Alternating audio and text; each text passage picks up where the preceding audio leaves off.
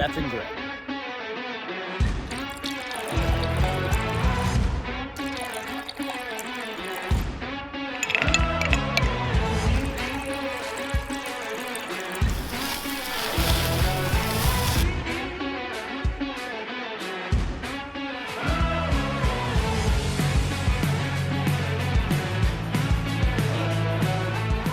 Cheers and enjoy the show. Welcome to The Bar is Open with Beth and Greg. I'm Greg LaMontagne, and today, this is a special one. I've got Albert Castro Jr. You guys have seen Albert Castro. Rest in peace, Albert Castro. But I've got his son on today. Thank you so much for joining us, Albert. Appreciate it. Be with you. Yeah, it's awesome. The reason I wanted to have you on, very important, nationally, like for like a national security kind of situation. And I don't have quite honestly, I don't have a lot of people that I can talk to. And I'm lucky to have you as a brother-in-law. So Albert is my brother-in-law. Beth, you guys know Beth very, very well, obviously. But Albert, you were a Border Patrol agent for a long, long time, right? Senior Border Patrol agent. Senior Border Patrol. Okay, you gotta talk up. Use your outside voice. No, Senior Border Patrol agent retired. Retired. When did you get into the Border Patrol? 92. 1992. September of 92. And so you were Air Force before that, right? I was Air Force and Army National Guard for 10 years. So I did a total of 14 years military service. And then you went into the Border Patrol down. You were in where? Brownsville? Laredo. I was stationed in Laredo the whole 20 years. So the reason I wanted to bring Albert on is because obviously there's a lot of shit going on. Right. And when you think about, especially now, I don't even say nowadays, it's fucking ridiculous. Quite honestly, the shit that's going on with our borders and what the Border Patrol is going through. That's what I really wanted to talk to you about. Right. So you were in for 20 years, correct? Correct. Can you walk us through like what jobs, if that's what jobs you did in the Border Patrol? Right. Well, basically our main course priority changed in the 20 years, especially when we went into CBP. We can talk about that later. Initially, of course, our mission has always been to stop illegal immigration. Okay. And that was our priority mission when we were immigration. When we were under immigration was the parent company. Okay. Okay. And the mission then was illegals, period, and narcotics or contraband of any type. Gotcha. Everything legally has to go through the bridges, through the points of entry, which are known as POEs. So anything that doesn't cross the POE it's entering illegally. No matter if it's contraband. Anywhere else. Anywhere Doesn't matter. Yeah. And when CBP hit under Bush and we started transitioning from immigration to CBP as the parent company. CBP is Customs and Border Protection. Customs and Border. And it's all under DHS. Okay. Department of Homeland Security. Right. Okay. And then the priority got set. Immigration moved to second. The priority became anti-terrorism. Terrorists at the border. Is this 2000? This was about when Clinton came in. So even before 2001. Yeah. Okay. Yeah. I was thinking after 9/11 kind of thing. 90s probably. All right. And we had something similar back in the late 90s, early 2000s. I'm not exactly sure on when with the Brazilians. What was with the Brazilians? They were coming over in droves, man. They would get taxis to the station and just show up and knock. Really? Oh, yeah. What the fuck was going on in Brazil? It was just a thing with some smuggling outfit. I don't know. To this day, still can't figure it out. Up? And we noticed there at our station in Laredo sector,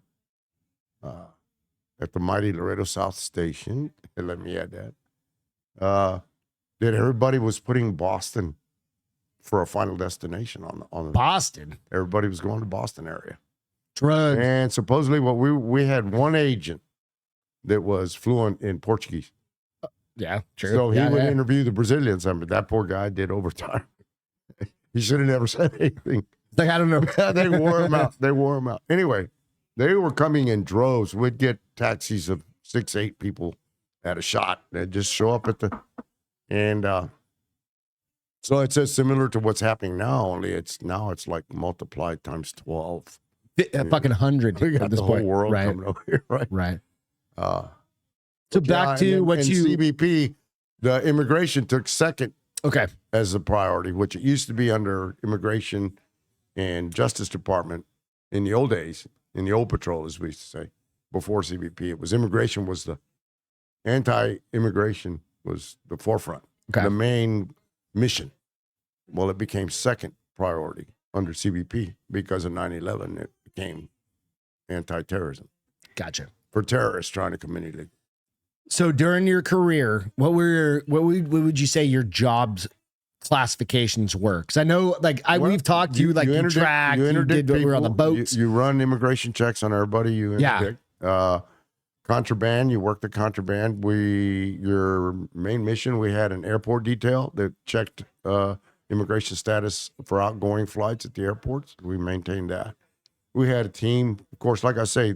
What about you changes. Personally? Yeah, I did all of the above. All right. You did all that shit. Everybody does all of the above. We've talked for years. Like, I've been married to his daughter, or his sister, rather, for 17 years now. Mm-hmm. And I know you've done certain things, but I didn't know about those. Like, that was like the early days, maybe? That's our mission. And everybody has to participate in all that. You do all those different jobs. Yeah. Okay. Everybody does everything. Everybody goes to the airport. Everybody gets detailed to the airport. I didn't know that. Okay. Yeah. I figured it was literally at the fucking border, quite honestly. The old saying was back in the day was if you transferred out of Laredo sector to another station, you would be a better trained agent than many of their agents because we did so many different things.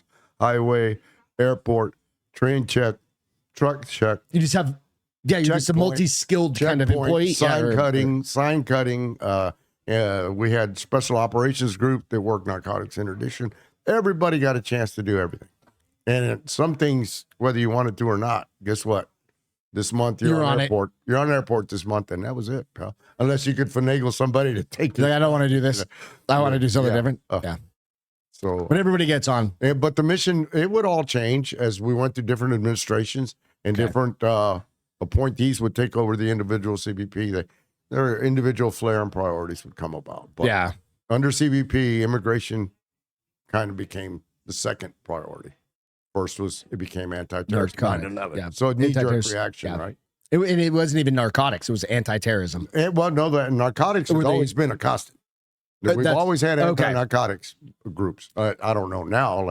Let me be clear. We'll talk about that. Yeah, I've been retired now for 12 years, so I'm a little out of the loop. It's hard to imagine. Out of the loop. We still have a few friends that are in, and we talk, when we can. And I'm glad I'm not in the Border Patrol anymore. I can tell you that. I know that's what we're going to get to. So I know part of your job when you were in Border Patrol was tracking people. Did it for 2 years. 2 years. And what does that consist of? Like when you're literally dropped off. It's two-man teams and a supervisor, 3 vehicles. Okay. One team would hit the river and find the footprints. That's what we call sign. And would find the footprints, would ID the footprints. There's different types. There's a Vibram Soul, a running W, all kinds of little names that people are given the bottom of the soles, and the different type printing, right? Vibram has the little X's or whatever. And you advise team 2 that you have a group of 8, 10, 12, whatever, in such and such ranch, and they're headed out. Well, he comes around, he cuts the highway. Okay, we may be 2-3 miles down at the river, the highway behind that person, right? Or those. So we call those guys. They'd check up at the top of the ranch at the highway and see if where they came out there. Oh, see if the tracks match. Right. We got these guys here. Do you have them there? He would make his cuts up on the highway where we had the people, and he'd find them and say, okay, I got them here. What we do then, me and my partner would get in our trucks. One of those guys would get on foot following the sign across the highway where it was going to continue to ingress to the country. And we would leapfrog. That's what I was coming up. I was thinking of that term, leapfrogging, just kind of I got them in the Henry Ranch. Can you go check the Jones Ranch and see if they're there? And that way, after an hour, you can figure out if they crossed way ahead of you or close to you. And in the sign cutting, you learn how to read your print. You can tell one that's been there for a while because of the way it prints from a fresh print. You can tell an old print from a fresh Like print. the way the wind blows, it wears it out, it degrades. We called it wind blown. Wind blows. Yeah. So anything sharp, like when you first make They were there. everything is real clear, real Crisp. In a little while, it's all the edges start to round out where the sand is slowly blowing into the footprint. So, you would get guys, these guys look like they're 8 hours ahead of us. You have no idea. Oh, 8 hours. I wouldn't know. Yeah, of course. Like, they crossed last it's night. kind of like when we go hunting or something like that. It's like, I couldn't tell you because I'm not out there enough. Some of the guys, like some dudes are out there all the time. And they're like, nope, that's brand new. Or those droppings are like super moist. I'm like, I'm not grabbing something similar. Okay, along that line with the footprint, fresh or not fresh. And some guys would tell you, this is like 12 hours. You have no idea when. Well, you can't say. You'd have to put. Okay, they're here at 12. How do you know? You're at home in bed. Is it windy today, or is it not? Right, that makes total sense. Yeah. So anyway, it's just something that you learn. You learn from the senior agents. They teach you how to sign cut. Yeah. And you will track these people. My longest cut was 2 days, 12 bodies. 2 days, 12 bodies. We caught them 80 miles in from the riverbank. So from Laredo up, like Laredo proper. Freer, Texas. Freer. Okay. So they were going to Freer. Freer. Freer. Freer, Texas. That's where they were headed. Okay. And they would get picked up there in Freer and go on where. Anyway. So they're cutting. Were those folks cutting across just pure desert? Just like the ranches. Well, it's a semi-arid. It's high desert. Texas brush, South Texas desert. Yeah. I mean, that's the way you think of it. It's low brush. There's no trees. There's no cover. There's very sparse. Mainly, it's chest high brush, chin high brush of different types. Just everything brutal environment. Everything has thorns. Everything, the trees, the plants, the cactus. And we've got some shit to talk about that in a few minutes. But you learn how to follow these people, how to work them, and these guys, they do tricks. They're trying to get away from you. They're cutting back and forth. I've seen where they put like a piece of carpet under their feet and shit like that. You just see the imprint of the carpet. So it doesn't really change anything. You know they're wearing carpet, but But these guys they carry each other. So they'll cross the road. They would cross. There's all kinds of tricks. They'd cross the road and then backtrack, stepping in their own feet, and then go down another way and then cross. They'd fake you out over here. And like the tracks just end. And then they walk down the road and then they cut across. So they step in their own footprints and come back across the road and then go down and cross either Super side. Tricky. And in the meantime, you're tied up here while they're moving. Yeah. That's the whole. They're just hauling ass trying to create space. And then at one point, we couldn't even find their footprints. And our supervisor, who's, I know at this time, he probably already had 18 years in, 19 years in. He said, come here. You guys bring your unit. You got to see this. There was tiny little rings in the road. They were kneeling. It was the fabric of their jeans in a little circle. They had dirt on their knees or something? Road on their knees. Trying to throw it off. Just anything to throw off you guys tracking them. Then when we caught them the next day, they told us that we were practically stepping on them once or twice. But they were like right there and quiet. They were dug in the brush. They're like a deer just bedded down. You don't even see them. You just walk right by. And super quiet. The helicopter that they used 2 or 3 tanks of gas. What kind of helicopter did you guys were flying? Back then, they were the little loaches, like the old they used on Magnum PI a long time ago. Oh, those looks like a little teardrop with the tail on it. I can't remember those guys. Those little fast birds or whatever they're called. Them loaches. Okay. The military called them a loach. And they would help us hauling ass. Right. And they would sign cut. Those guys could sign cut from the air really good. That's why we used them. That's awesome. They could go way out in front of us. Sometimes some of the good pilots come back and pick you up. That's what I was thinking. They do. You're way behind. Get in here. And just get up, leapfrog ahead. Get out there and say it. Yep. Now you're 30 minutes ahead of them. Yeah, and that group went 80 miles from the riverbank. That's incredible when you think about all right, so there are people that run like ultra races and they're like top physical conditions and all of that shit. And they've got support teams to do these fucking amazing feats, right? These are just normal. I mean, when you say quote unquote normal everyday people, like your neighbor and his wife pick up and take off and walk across the country, man. Right. That's exactly what it is. And that's the amazing thing. It's one of the challenges with that is it's horrific in a lot of cases, right? When you think about there's so many, we'll get into like the cartels and all that shit that the people that make money off of them, but it's actually the cost of lives that I think about when these people are like, now is a little bit different, maybe 10, 15, 20 years ago. Completely different. Right. 20 years ago, they were like, I want to go work. I'm a migrant. I want to go work literally in the fields and do those things and just whatever, send money back. And maybe I'm wrong. I don't know. But even back then, when you have people dying in deserts. I remember this living in Arizona. It's like down south of Tucson on the borders. The ranchers would even put water out because they're like, we don't want to have all these dead people on our fucking ranches. And this was before what we'll call, quote unquote, an invasion. Well, they can't control that. Those people are going to come they're going to come anyway. So it's like, at least give them some fucking water. No. Right? No, but I mean, that's their logic. It's like, would you rather that or have a bunch of dead people on your property? Because you happen to own the 150 acres right on the border. So, I mean, it's kind of, so that, am I wrong? I don't know. No. I mean, that's a humanistic review of it. Honestly, we didn't get any of those water stations or anything like that till close to when in our sector. Yeah. Because people weren't at that angle yet. A lot of that was happening in Arizona and California. That's what I'm saying. It was Arizona. It was very much because they're just like, I think they were just tired of people fucking dying on their property. We have so much population down in the Laredo sector, so many people that if a lot of these guys, what they would do back then, it's a smart thing. They just go sit on a road and just sit there. And just wait. Somebody will just hitchhike somebody, kind of thing. A cop would see him. Somebody will stop. Or they just get picked up. Somebody would call the station. Hey, you got 12 guys sitting on the side of the road at marker 13 or something. No shit.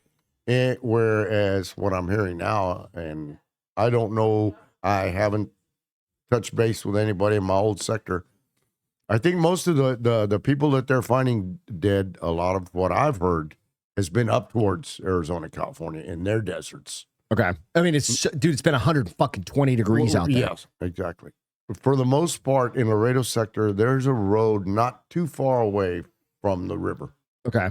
So it's all a matter of, if they got lost or if their coyote would dump them, they just go out to the road and just sit there. Yeah. So we didn't. Or the coyotes are dropping kids. Most of our deaths like that, right? were in the river, drownings. That's what, yeah. In the deserts, in the backwood. It was just the crossing of the river was your big thing. We did have one guy that they think it was rattlesnake bit. That might have. I mean, that's natural selection at that fucking point. Right. Sorry, bro. Right. No, we didn't. Most of our. Did you ever come across anybody when you were tracking or anything like that? Not sign cutting. No. Okay. In the Marine unit, yeah. We would find. Well, you were also on the fast boats. On the river. Airboats on the river for your last 6 years. Last 6 years. Almost 7. And what the fuck was that show? Border Patrol. What was that show you were on? National Geographic. National Geographic. He's got one thing where he's like, that dude trying to hide behind like a little post. And what did you say? Yeah, El Gordo? He was on his trying to hide. He was using his cell phone to tell him that we were in the area and stuff. It was awesome. He was being real sneaky, but his cell phone was sticking out. And his belly was also hanging out. His cell phone was one side, his belly was on the other side. His head was hidden, but his cell phone was outside the tree, and you could see his cell phone. And he goes, check out. It was funny as shit. That was a good little show. They were there for as long as the show was. They were there for about 2 weeks. They rode with us on the boat and did a lot of filming and stuff like that. It was really cool. When you were in, how many apprehensions do you think you aided in or had yourself? Personally, my whole career? If you were to estimate. Dude. 2,000 people, maybe 3,000. Over 20 years. Yeah. It's about 100 a year, something like that. Maybe more sometimes. Yeah. Just depends, right? It would depend on 2,000 a year or 100 a year? No, a year. 2,000 a year? Yeah. Holy shit. Oh, yeah. You'd grab groups of 10, 40. That adds up real quick. That adds up real fucking fast. And it's you and your partner's apprehension, what we call apps. Yeah. So, but we don't really keep tally of the No, I know. I'm just trying to think, because what I'm trying to get at is like the volumes of people that where it's 10, you retired 12 years ago, like we said, is when you think about it, like 12 years ago, it was, nobody thought about 12 years ago, nobody fucking thought about it. If you lived outside of like a southern state, you did not give a fuck about the border. Right. You didn't. Like, I swear to God, unless you lived in fucking Southern California, Arizona, maybe a little bit of fucking New Mexico. If you lived like in Albuquerque, and then it's Texas. And then the rest of the country is like, fuck off. Yeah. I lived in New Hampshire. I never thought about fucking the border safety. They were your bus boys and your waiters and your lawn people. Well, New Hampshire, we didn't have a lot of Hispanics. Sorry. A lot of those people, you know what they do is they come to and they find the trades. If they're masons, they end up in some laying brick for somebody. It's fun. And they're amazing at it. Yeah, and they're skilled. Yeah. So there's that.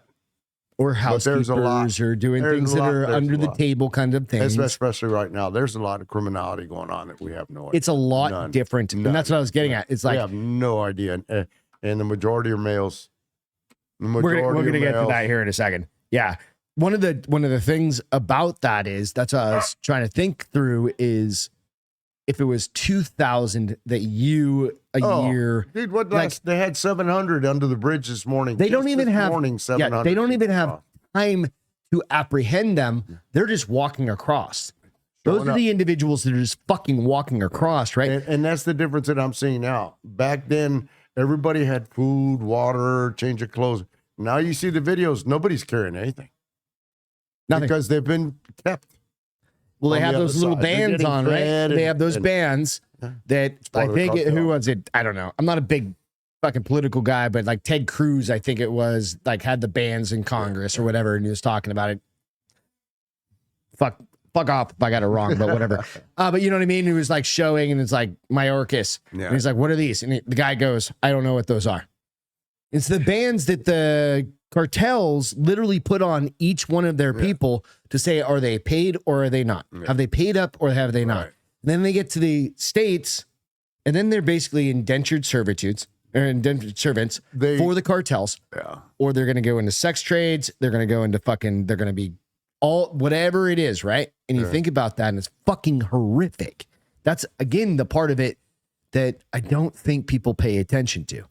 Sanctuary cities. Fuck off. There's things that are going to happen as these people finish getting to where they're going. They're going to get to their final destinations with their family that's over there, their friends that are over there, or whatever. And we have no idea who's coming to the country. We don't know who they are. So let me read you. Let me read an article real quick to you. And it's exactly to that, right? We have no idea who's in there, man. One of the pieces is migrant cross. This is CBS. Migrant, and this is September 21st, 2023. So this is pretty new. CBS News, Washington. The number of migrants apprehended by U.S. immigration agents after crossing the southern border illegally has soared to nearly record levels in September, posting a major test to the Biden administration. Even CBS is starting to call these people out. Even what we would call, quote unquote, the mainstream, but leftish leaning. None of these fucking bullshit media outlets, even Fox, everybody's fucking whatever.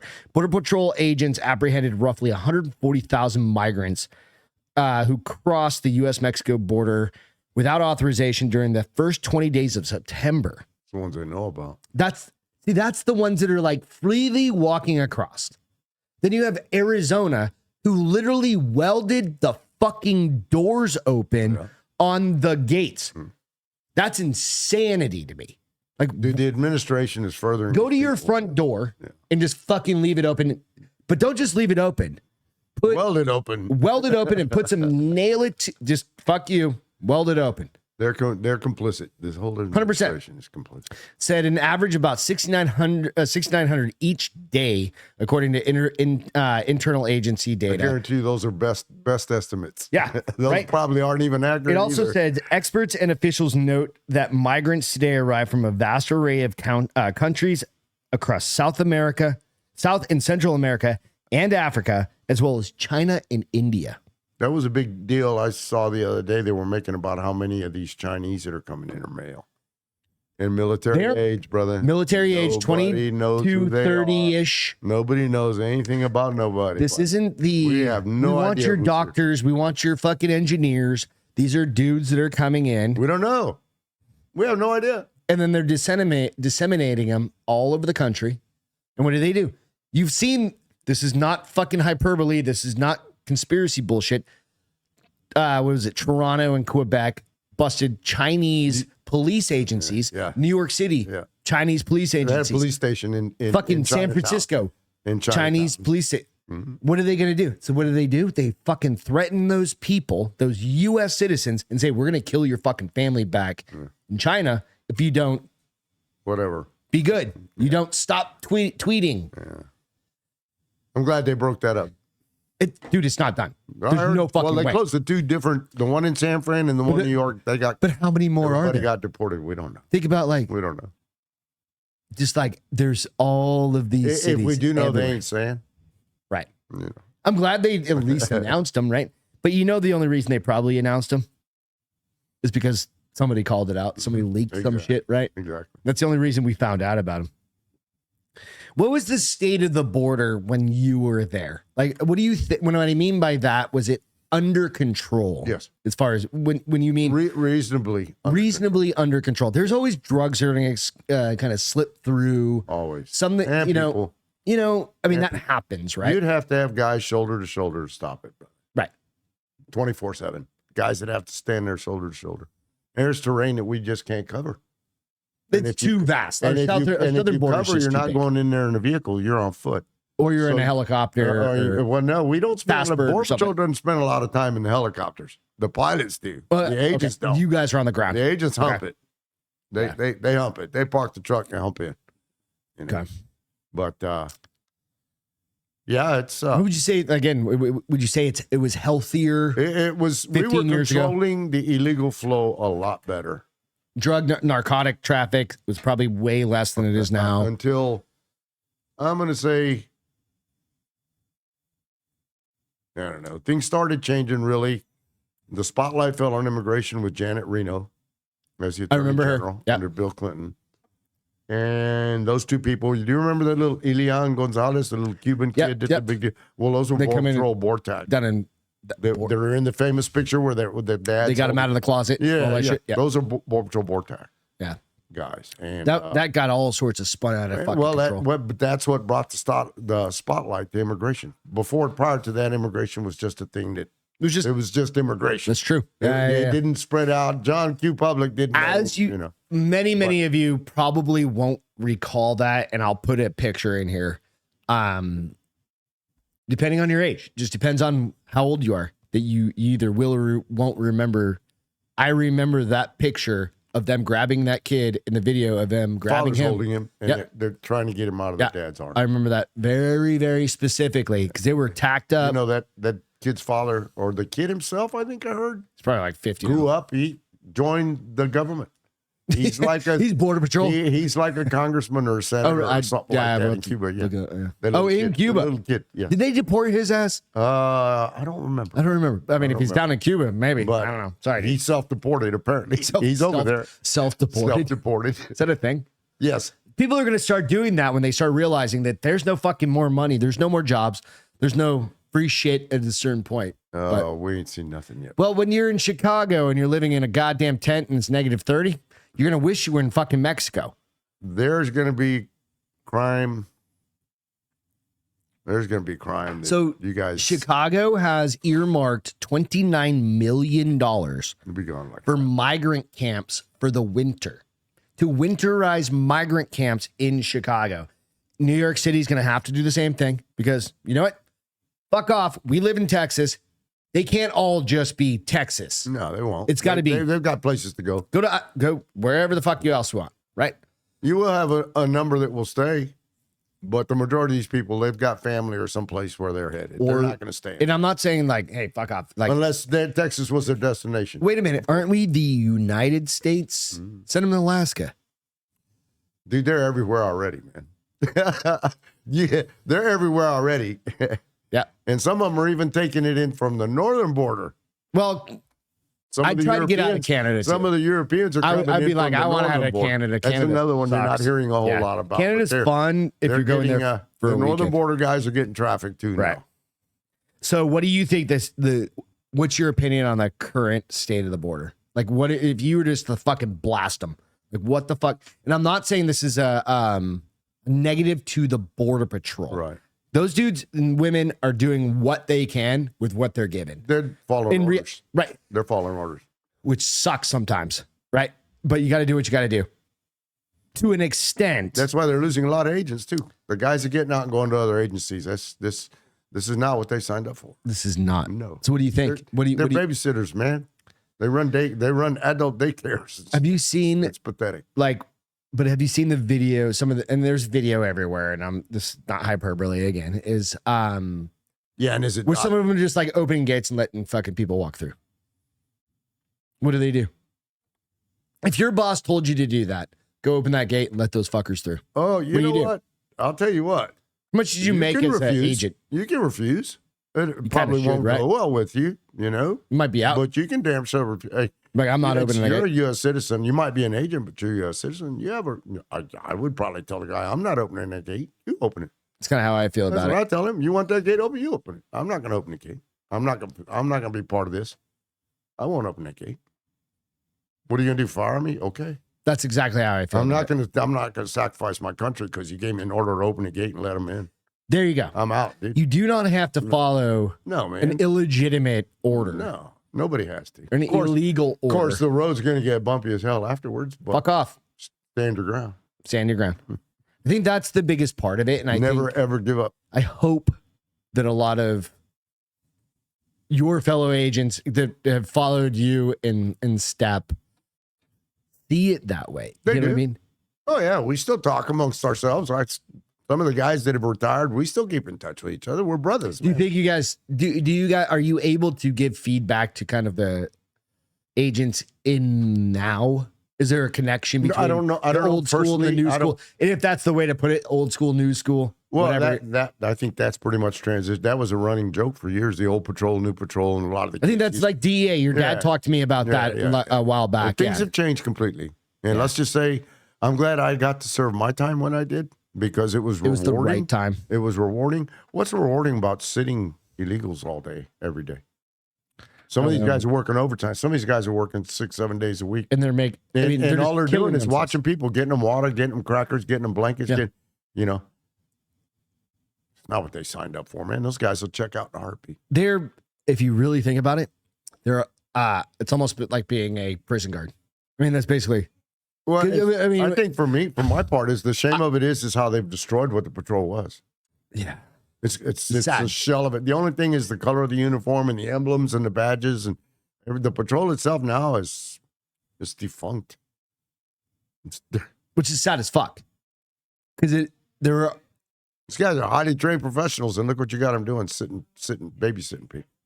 Right. What would you do? What would you if you busted your ass for 22 weeks in the academy, and then they tell you, well, you're going to watch these guys for? You're just going to go sit at this fucking. Yeah. You're not going to track anybody. You're not going to do it because you don't have time. You're a 20-year-old kid trying to find a new exciting job. You're going to want to babysit people all day, man? Get fucked. Hell. But there are some people that will. Let them have it. So it's like so you start hiring the lowest common denominator. As I understand it, the hiring practices have not changed. Dude.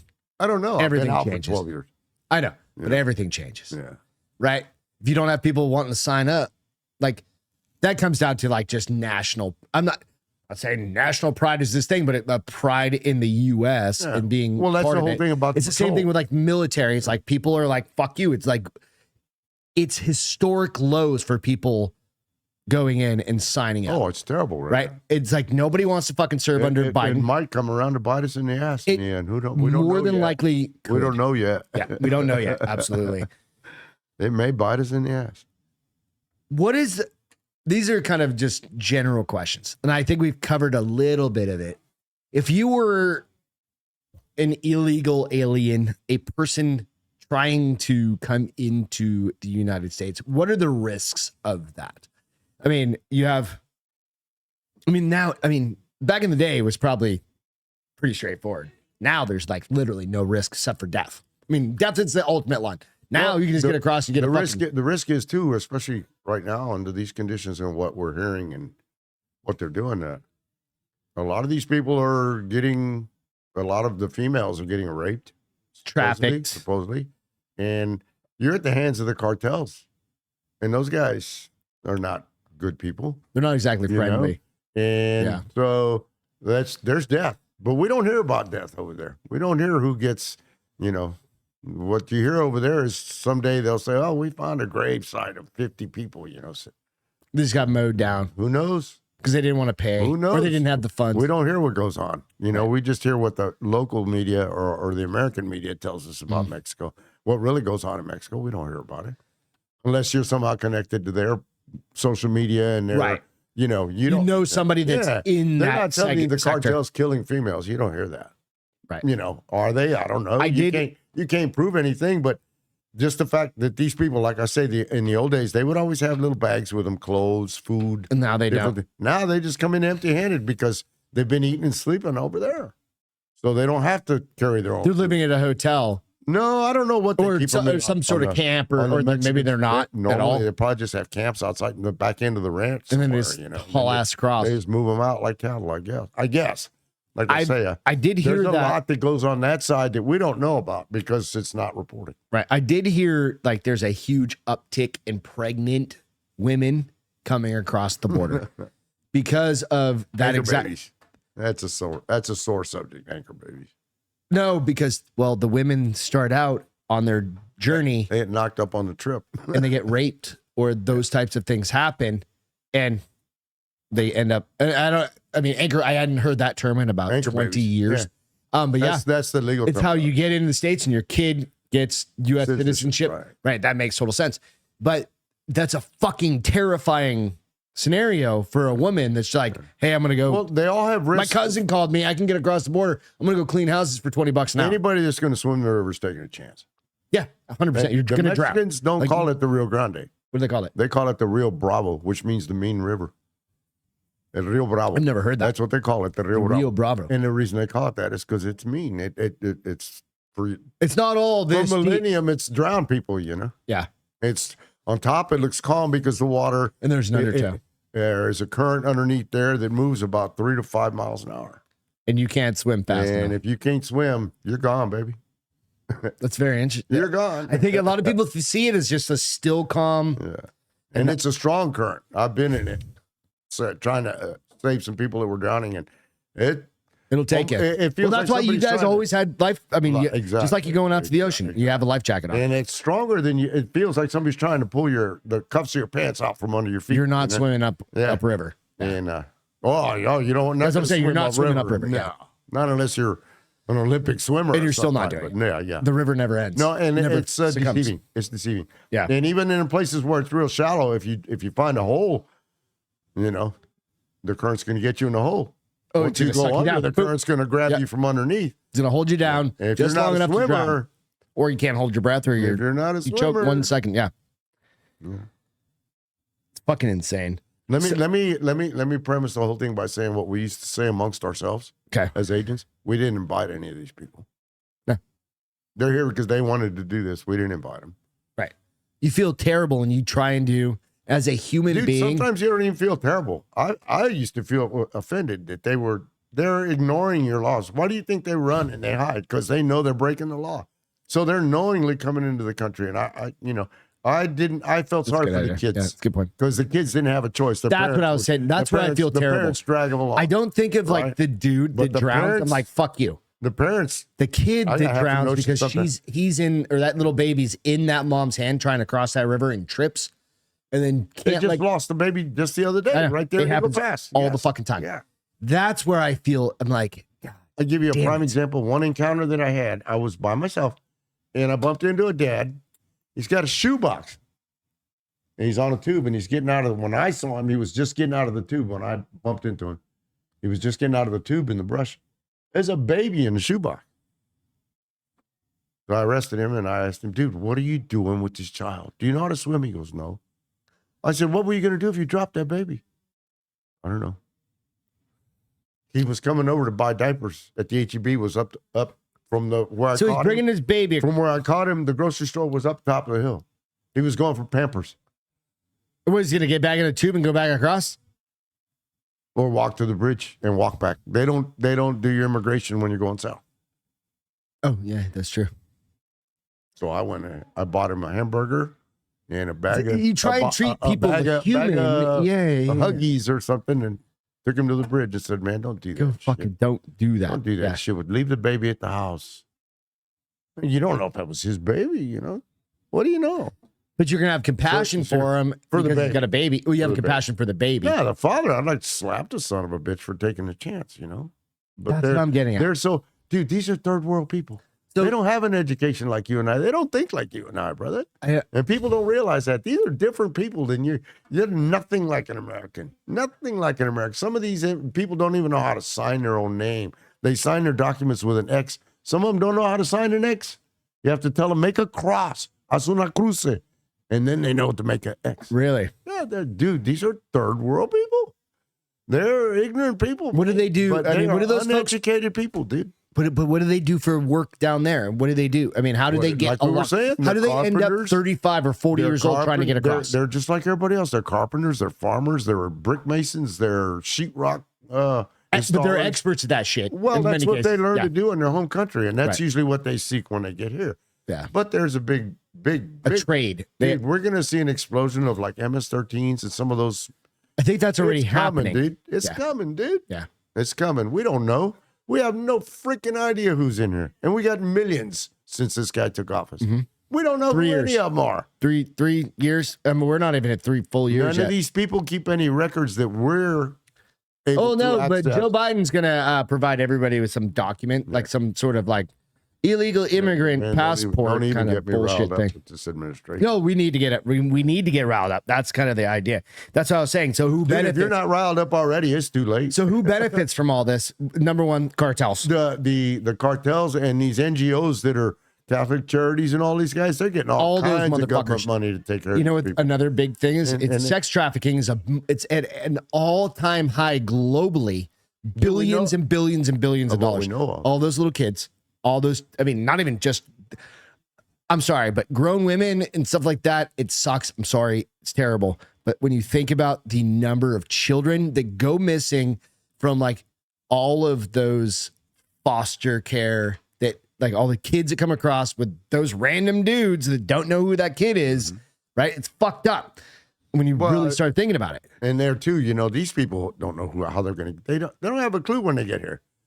They find people and I've heard like at the, they have a bus station and a train depot in the Mexican side in Nuevo Laredo. And I understand a lot of the smugglers, they have people there that are saying, hey, do you need to cross? Hey, you need to cross? You want to get across? And they have places in Give them $100 and they'll get you across. Who knows how they do it because it's the cartels. Well, that's what I was saying, the bracelet thing. Well, we know about that part, but what I'm saying is how they recruit, how they get these people. We don't know how they're meeting. We don't know how the introduction. You come from Brazil, or are they just kidnapping him down south in South America? I don't know how far. Because, like I said, it's China and India and Pakistan. Everything's coming in. All these everybody. You have people coming from all sorts of places, right? Everybody. It doesn't take much to create a little terrorist cell.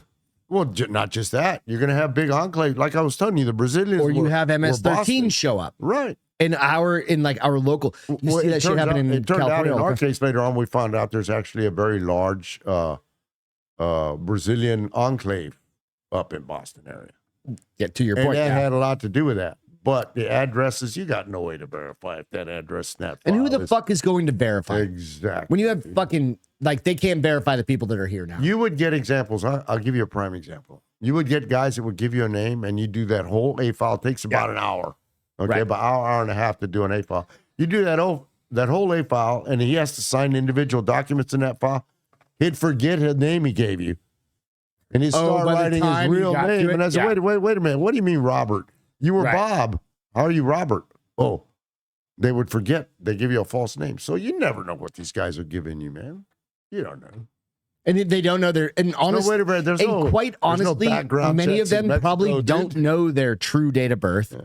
Because, I mean, like, it's not like the United States where you got your birth certificate, you get your social security card. Many people probably do, to be fucking fair. Like some Mexicans or some whatever South Americans in whatever country, they probably do have a date of birth or a birth certificate and some sort of social card. But a lot don't. No. because they're not normally registered. In my years, I never encountered anybody with any documentation that would help us. Intentionally, probably. A lot of times, sure. Right? They don't want to be like, here's my fucking driver's It's license. just like the guys in the ranches. They would have compasses and maps. Right. They know where they're going. They know what they're doing. They're fucking. And we have seasoned. to guess. See, that's the trick of it. We have to guess. Yeah. So there's a new thing that's starting to come up. Like I think I mentioned this before, is like Chicago and New York City, where they're doing quote unquote migrant camps, right? Chicago's dropping 29 million. There's one happening in Houston where a Texas land developer is dropping something like that, $100 million. They're probably off, but something like that. Let me ask you a question. Where are they getting all this money? Think about that. Where's that coming from? That's in Houston, dude. It was not in Houston, but it's just outside of Houston, right? Where's they getting the money, bro? What do we do with, say, 100,000 people? You know what, man? It's not our problem. It's really not our problem. But Chicago and New York want to do what they're going to do. They go for it. No, I'm saying you don't see us Houston. talking about camps in Texas or anything like that, do you? No, they're creating They one have in a city Houston. outside of Houston. That's on Houston. That is literally bigger than the entire seacoast of New Hampshire that I grew up in. It's going to get bigger than Houston, that encampment. It's a neighborhood, dude. There's developers building. Houston, you can put the state of Connecticut over Houston, and Houston is bigger. Yeah. Like geographically. I mean, you got to tuck some shit in. Yeah. Houston is gigantic. Well, supposedly the reporting is that town in Houston already is becoming lawless. It's already become a no-go. Houston's a fucking shit show. It's already become a no-go for the cops. And it's just going to get worse. Right. The rumor, the scuttlebutt that I read on the one article is that the cartels are in that neighborhood and they're continuing to move. They're collecting the rest of those bracelets. There's a reason I carry a gun and goddamn it every day, right? And you're like, I mean, if you're not, fuck you. Or you live in a state or city that you can't, sorry. Yeah. Right? I mean, because it's coming to your door. Well, it doesn't matter. And it's not just from that. It's just like the degradation of society. You can see it. Oh, and it is fucking sad talking to your mic. You think it's aggravating you have to select English or Spanish if you have to select English or Spanish on your ATM machine? That's just the start of it. Well, that's been a million years. That's been forever. That's just the start of it. But that happened when I was a little kid. Are you noticing more Mexican language or Spanish language commercials lately? Dude, I don't have cable, so I have like YouTube and shit like that. They're making commercials in Spanish now. But they also have like, oh, you can get your HIV medicine too. So like, whatever. You know, I'm like fucking over. You know what, dude? I call it catering. I'm not into it. Okay, I'm a former Border Patrol agent. I'm calloused. My opinion of what these people are doing here, they're all deportable. The law hasn't been changed. They're all deportable. Every single one of them is deportable. That's my next question. Because they've entered illegally. That's my next question. How does this get fixed? How do we fix New it? administration. But these guys, this administration, you can say new administration. Yeah. But what does that truly mean? Are we talking like it depends on what the Congress is going to let. Fuck them all. They all need to be. Trump has already said, and he's not in office. We don't know if he's going to win. We don't know if he's going. Yeah. Okay, but at least he said, "I will instigate." What did he say? I will initiate the largest deportation in American history. It literally has happened. We used to many years, and it didn't last very long. And I'll let me say this: I'm pro people that need to come here because they literally are fleeing for, like, they have legitimate asylum reasons. You go through the asylum process. Before they used to have to apply. You go through the asylum process. No, don't come in this bullshit. They get here and then go. You're supposed to. The old way was you did it over here. I agree. You didn't come anywhere near us until you had your paperwork. That's the way, and that's the way it should be. Because you have people that very specifically like come from Cuba and they're like, hey, we applied for fucking asylum. It took years and years and years, and finally we got it. And now they're like, fuck you guys. Like, we worked our asses off. We did everything. Like, ask some of those people coming across the border if they can answer any of the, citizenship questions, right? Like, fucking half the United States can't answer. Dude, as I understand it now, it's gotten so bad as to the point where they don't even have to do this swearing-in ceremony in English anymore. They can do it in Spanish or in their native language. Before, it was required to be in English. And it's all right. So, and you had to, because it's all in effect to keep these people from becoming public charges. Yeah. So you have to learn. It's integration. But that's gone. It's gone. It's gone. You can say you're swearing an oath in Spanish. Yeah. There's a change. That's a big change. The whole animal is different now, brother. It's different. It is. And it's not taking that long, right? Well, you open the border. Well, it's just like, you ever seen a herd of cattle go through a gate? They can get through there pretty quick. They're just like lemmings. Funnel right in. Then they know what happens, and then they disperse out over the field, right? So the problem is going to be later on down the road, 5 years from now, when these people get settled in and they get to their final destination, they get jobs, they start making money, they start drinking, they start partying, they start working real hard and make more money to party and drink, and they start beating their wives. All their crime is you're going to see illegal alien crime rampant. That's my prediction. You think so? It's coming. Oh, hell yeah. We don't know who's here, brother. You know how many murders and rapists? And if we encountered a murderer or rapist from somebody we arrested, all this shit. Yeah. It was usually his record for murder or whatever. And we only had it in the United States. Was here. Yeah. We don't because know we don't know what he's done happened over in there. Mexico. Nah, They could be, like you said, the MS-13s and all those fucking cartels. He could be Jack Serial the killer. Ripper. Yeah. He could be Jack the Ripper, and you don't know because you never met the guy. He's already in New York. Good luck, New York. Who meets him? New Yorkers. That's why I kind of like living out here in the woods. We don't talk about where we live very often. I kind of like living just outside, right? We're not in the woods, but we're just enough. With this number of people, dude, they're going to be everywhere. I know. They're going to be everywhere in every town. They're going to show up. They'll be in Alaska. They'll be in New York. They'll be in Rhode Island. They'll be in everywhere. Idaho. They're already Washington, dude, California. How many millions? We don't even know how many, really. Yeah. We don't know. There's estimates. But they can vote in many 4 states. billion or whatever. Sweet. Nobody knows. Yeah, they can absolutely vote. So again, that's just, as I understand, that's only in local elections. So what if you were to say one way to fix it? What deportations? Deportation. Get them out. Yeah. They weren't supposed to be here to begin with. Yeah. You know, we had an illegal, in my opinion, it's an illegal administration that's facilitated all this. We need the only way to really change this and stop it is a new administration. I agree 100% with that. All they did was stop building the wall and open the gates, like you were saying. Do you think the wall actually did anything, though? I mean, yeah, look at the Israelis. Their walls that they built. But they also have the changes. But they are they have a very, like, we've got 2,000, or what is it? 2,000 miles of wall, or like border. And then you have Arizona and California. So it's what, let's say 3,000. I don't know the total mileage I used to. Crazy, right?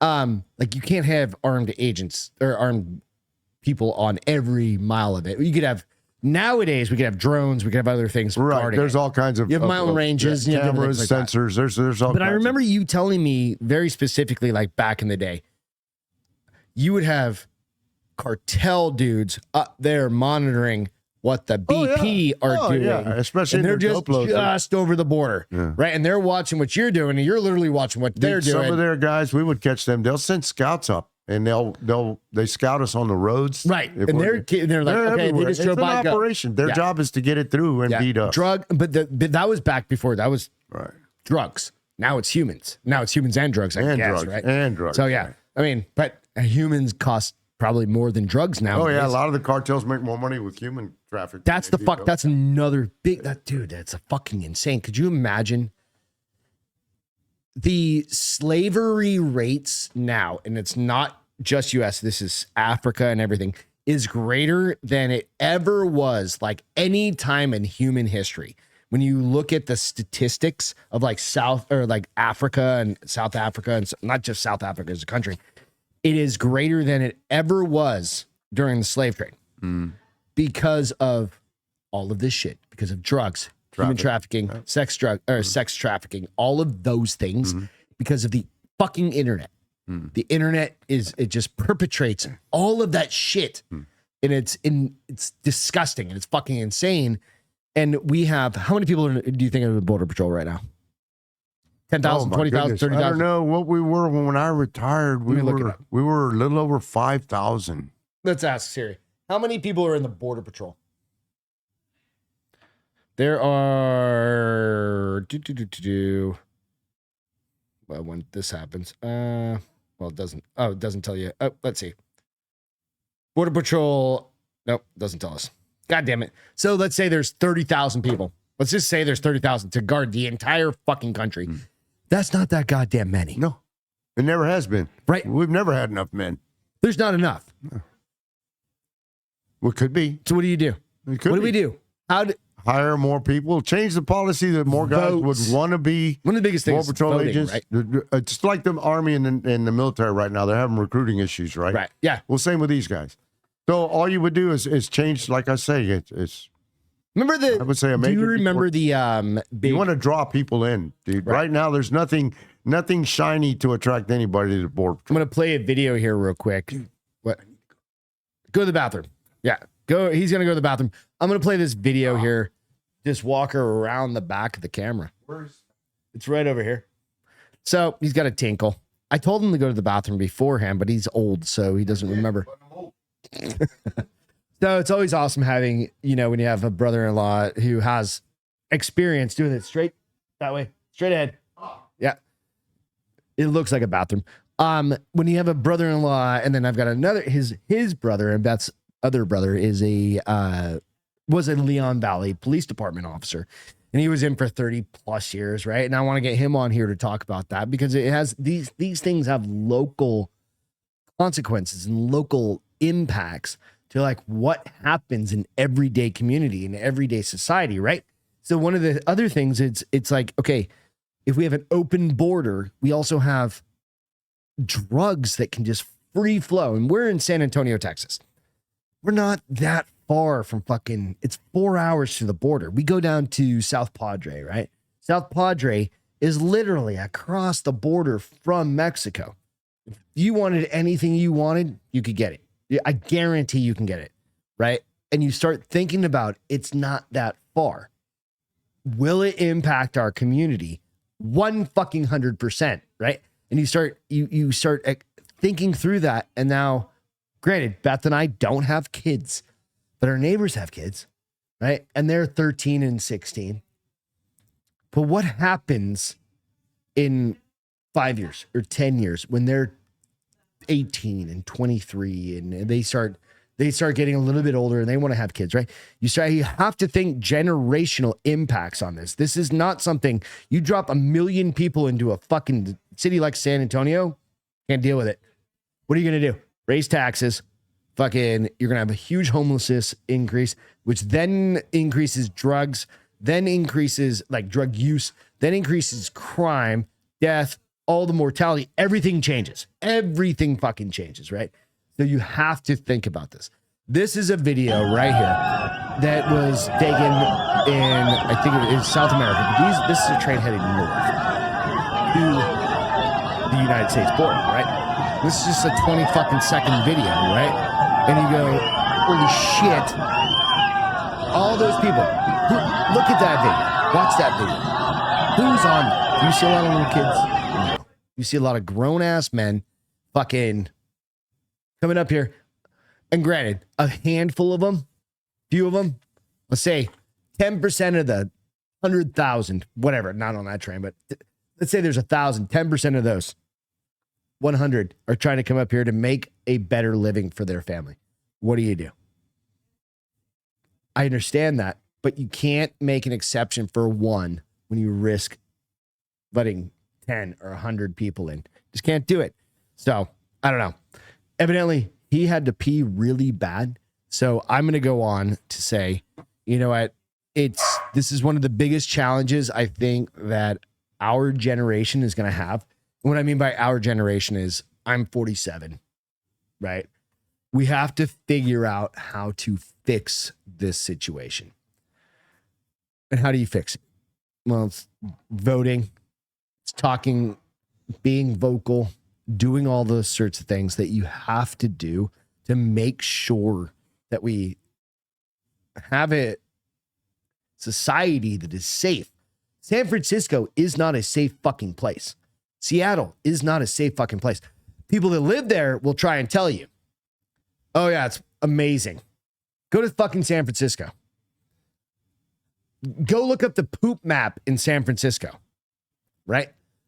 They actually shut it down where you used to be able to look up there was an app that people actually had that you could document places that had poops.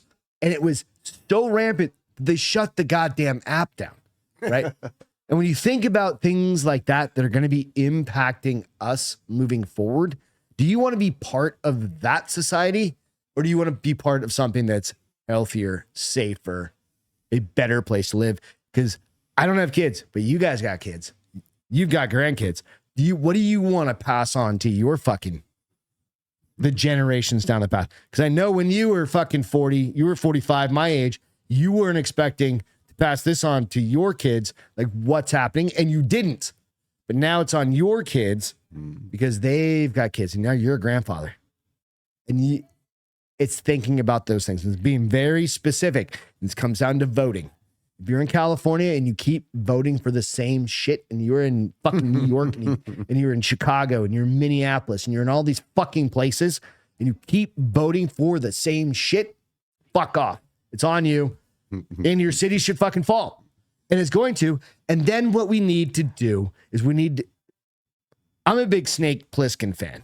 Yeah. Remember him? Escape from New York? Wall that motherfucker off. And if Joe Biden happens to crash in there, I'm not sending Snake Plissken. Right. Fuck off, Joe Biden. You're gonna Alzheimer's ass is gonna sit there. So, with that, thank you so much for coming on. I appreciate it. It's been awesome, and I've been again. This has been a conversation I've been wanting to have with you for about a year. Oh, we can carry it on because, too, and I think we'll probably will, because you get the gist of like kind of the conversations we've had, right? Yeah. And there's so much when we haven't even unpacked. There's nothing. We just hit. The impact of this illegal immigration, is going to change the country completely. It is. If we don't work to assimilate these people as best we can, and if they don't, there's a lot of these people don't want to assimilate. Yeah, 100%. They don't care to. No, they're here to work and send money. I'll tell you one thing that I found in the old days, when I would ask them, why are you here? And they would tell you in their best English, para la welfare. Welfare. What's part of that? That's the whole reason they're coming. The welfare? Para la welfare. They're going to give me money every day, every month. Well, what a beautiful country. You give me money. We ain't seen nothing yet, pal. Yeah. You wait. All right. This is going to be, we're going to pay for this for years to come. Keep that in mind. So, Albert, thank you so much for hanging out with me for an hour tonight. Thank you. Or today. You guys go out, subscribe to the Bar is Open with Beth and Greg. We appreciate it. This is a very special episode because it is something that it is, everybody should be impassioned. Everybody's going to get touched by it. Everybody's going to be touched by this. Everybody's going to get touched by it in some form or fashion. You'll see it. Some way. You got it. God bless America. Cheers. Thank you all. See ya. Welcome to the Bar is Open with